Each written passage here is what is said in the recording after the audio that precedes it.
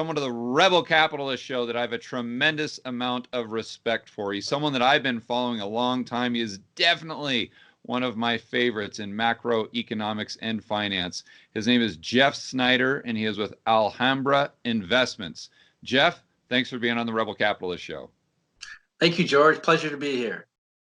You know, if you want to start with the Bank of England paper, it's not a bad place to start. I don't agree with much of the, but it does get one thing right, which I think is the key thing, is that money is created by banks. And that's really the only thing we need to start with as far as that's concerned. They get that right. Well, I'm actually glad to hear you say that, Jeff, because I've been racking my brain over that report literally for a month. Seriously, for a month, every single weekend, probably 8 hours a weekend, trying to figure it out. And there's so many discrepancies where they contradict themselves within that report. Sometimes they say that they supply the reserves on demand.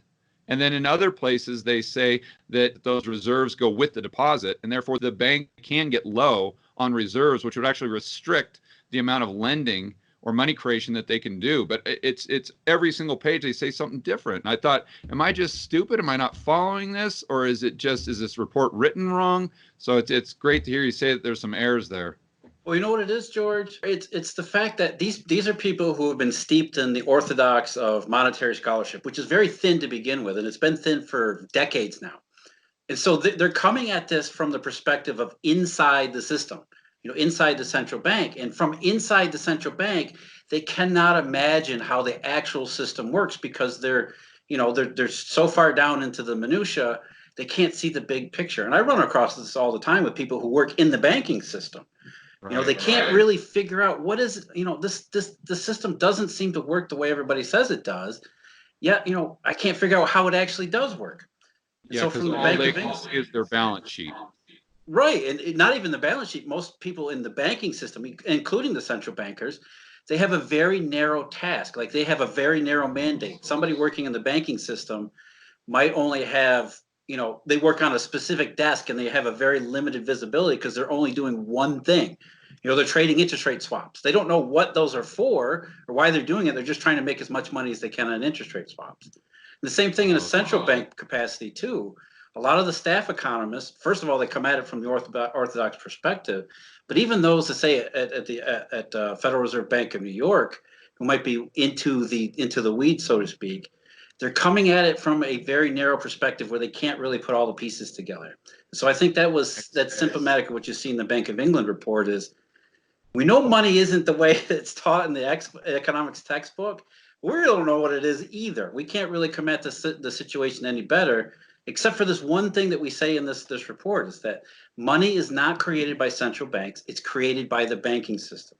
Milton Friedman and others said a long time ago, money creation is done by the bookkeeper's pen. And the bookkeeper is a banker. So that's what, if anybody reads the Bank of England report or any of those like it, the key takeaway from it is that money is a bank creation. It's a credit-based monetary system. And that opens up the door to all this other stuff. And is that just in the retail side of it? So in what I would call the difference between the real economy and the financial economy, or can the Fed print money or create money and then spend it into deposits into the retail banking system by buying treasuries or assets that are actually held in the private sector? Well, what the Fed does is it creates bank reserves, which sounds like it should be money, right? I mean, bank reserves, that historically bank reserves for money. And I think, George, maybe it'll help if we go through a simple example of what I'm talking about in terms of money creation in a credit-based system. Hey, let's pretend I'm a bank. Let's pretend you're a bank in Medellin. I'm in Florida. So we're in Florida. I actually happen to have a $5 bill, which is a Federal Reserve note. It's a physical currency. It's not actual money because we don't use money anymore. We only use currency. So this is U.S. currency. You say to me, hey, Jeff, I need that $5, right, for whatever reason. You're in Florida. I'm in Colombia. All we need to do is, okay, I just gave you the $5. What happens is I'm a bank in Florida. You're a bank outside the United States. You write down on your assets and liabilities that you got $5 from me. It's a computerized transaction. It's a ledger transaction. This $5 bill never goes anywhere. It stays with me in my pocket or my vault, so to speak. But what we've done is, I've created a $5 asset, which is an interbank loan to you. I have an offsetting liability. You've created you now have a $5 liability to me that goes on your books, and an offsetting asset, which is cash and cash equivalents. So we've actually doubled the money supply from $5 to $10 through nothing more than electronic transmission. This $5 currency stays with me. It doesn't go anywhere. Now, if you were a bank, say in Chicago, and we did the same transaction, there would be a reserve requirement where I would actually, if the reserve requirement was 8% like it used to be, I'd have to send you 40 cents at least.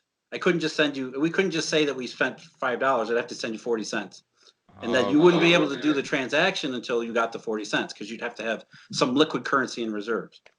So the fact that you're offshore, and this is why I talk about the offshore system so much, is there's no reserve requirement. It's a reserveless system. So the very fact that you and I say, hey, I have this $5 bill, but on my books, I gave it to you. I lent it to you. There's no reserve requirement. You can then say, Jeff, you're a bank in the United States. You're good for the $5. I now have that $5 on my books too. Now here's the real thing. Now that the $5 is floating around on your books, you can do all sorts of things with it. You have $5 in cash and cash equivalents. Now you have an offsetting liability, which is an interbank loan to me. But as far as anybody knows, you're a bank, I'm a bank. You have that $5. So you can go to somebody else who says, you know what? I know a guy who wants to invest in a factory in Singapore. He needs dollars because the world needs dollars. The dollar is the reserve currency, and the dollars are the way these things get done. What you can say is, I've got $5. I just got $5 from this guy from this bank in Florida. We went through the interbank market, this wholesale interbank market. He has $5. Now I have $5, and guess what? I'll lend it to you. So now we all have $5. In dollars. Right, $5. We all US have $5. Right, and there's only the one single currency. This is the only one that's out there. But yet, because we're in this offshore space where it's a reserveless system, as long as you're willing to create a liability and an offsetting asset, and I'm willing to do the same thing, and the guy that you're doing business with that wants to go to Singapore does the same thing, we're all creating money out of thin air. It's the bookkeeper's pen. Right. And if the bank that first had the $5 in the United States, let's say the Medellin Bank, and if there's no reserve requirements, is there anything that would limit them or prevent them from lending out more than that $5? Theoretically, it's unlimited, right? Because I mean, you could just lend and lend and lend. But that's what we live in the real world. Even if we go offshore, which is why the offshore system got so big, the regulations aren't what they are onshore.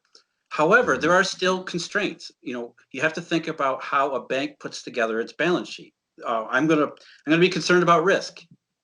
George, if I think you're a risky bank, yeah, maybe I don't want to lend to you. Or if I'm concerned about, if this $5 has to go someplace else, I have my own balance sheet constraints that they always pertain to the basics of finance, which are risk versus return.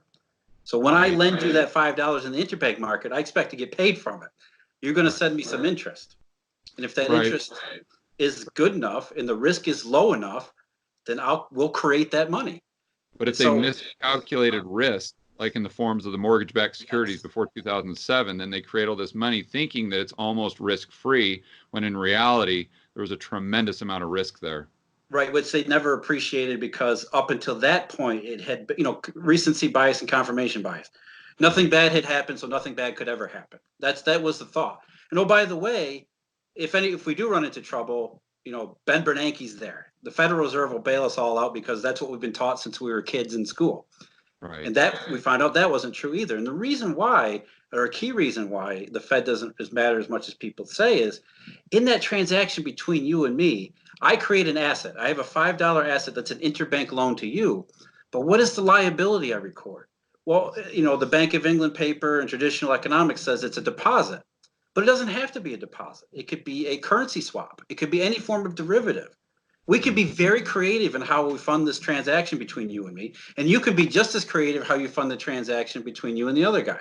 And then he gets creative. And so we have all of these derivatives at play that don't function the same way as a depository system would. It gets utterly complicated. It gets very, very hard to untangle, especially when we're trading liabilities back and forth. And none of these things really conform to the traditional basic ideas of what is money. It's not this. It's bank liabilities of all kinds. And I want to make sure that everyone's following us here. When you say liabilities, that could be, or most of the time, that's considered a deposit, because the bank, the deposits are a liability for the bank. So I think as the average person listens to you, they hear liability, they think of their balance sheet, where a liability is actually like a mortgage that they have, and an asset would be the deposit. But when you're talking about it from the bank's balance sheet, from their standpoint, those deposits are liabilities. And to your point, some sort of maybe derivative or who knows what else could be on that side of the balance sheet along with those deposits. Yeah, George, that's a good point. I'm glad you're pointing it out, because from the bank perspective, everything's reversed, right? Right. Because the mortgage is an asset for the bank. So any kind of loan is an asset, any kind of claim on somebody else. So what I would, that $5 loan between you and me, for me, it's an asset because I've lent you $5. I have a $5 claim on you. It's an interbank loan, and I have to create an offsetting liability, which is for a bank, it's the funding side. And traditionally, you're right. If everybody's taught the traditional money multiplier of fractional reserve banking, right? You take in some cash and then you multiply out into loans and then offsetting deposits. But what we're talking about is very different from that. Right. And so, you're right to point out that for me, a liability is just the funding side. What is the funding side of the asset side? Yeah, and the main reason it's different, if I'm hearing you right, is because there's no reserve requirement. That is the key. That's one of the keys. The other there's others, but that's how we get from the traditional notion of fractional reserve depository lending into this modern commercial banking wholesale system, which operates very differently. Very different rules, very different methods, very different conventions. In reserves, it's a reserveless system because in the truth, nobody wants the currency. Who wants to trade $5 bills back and forth? It's much easier for us to just computerize our transactions and just put numbers on a computer screen. Yeah, just like a scoreboard at an NBA game or something. Yeah, exactly. That's all it is. As long as your numbers on your computer match my numbers on my computer, everything is good. Yeah. When they start to not match, that's when things start to go awry. And then you start asking, in a reserveless system, where do you go? Where do you go for recourse? You're supposed to be able to go to the Fed, but if we have a currency swap arrangement, we have some derivative transaction between us, what good is QE and what the Fed can do? I can't go to the discount window. So, it's a very different way of doing money, and it's incredibly complex, and it spans the entire globe, because we're really talking about what the dollar system is, the world's reserve currency. And so these dollars, these fake virtual dollars, I call them Eurodollars because the term Eurodollar means offshore dollars. It has nothing to do with the European currency. Right. Eurodollar means offshore dollars. And all of these offshore dollars, and there are trillions and trillions and trillions and trillions. In fact, nobody knows how many there are because it's all between banks. And so these trillions of dollars that operate between banks offshore, everybody around the world needs them. The global economy runs on these Eurodollars.